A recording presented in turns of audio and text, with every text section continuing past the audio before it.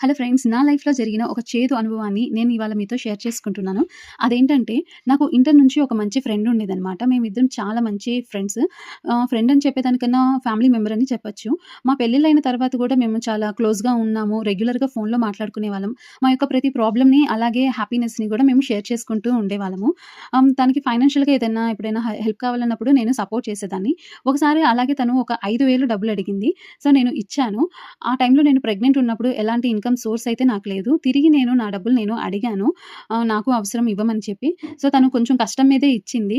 కానీ ఆ రోజు నుంచి ఈ రోజు వరకు తను నాకైతే ఎలాంటి కాల్స్ చేయలేదు. నాతో ఇదివరకు మాట్లాడినట్టు అస్సలు మాట్లాడనే లేదు. ఈవెన్ మా ఇంట్లో జరిగిన ఎలాంటి చిన్న చిన్న ఫంక్షన్స్‌కి కూడా పిలిచినా కూడా రాలేదు. మేబీ నేను నా డబ్బులు తిరిగి అడగడం నేను ఏమన్నా తప్పు చేశానో ఏమో నాకైతే అర్థం కావట్లేదు.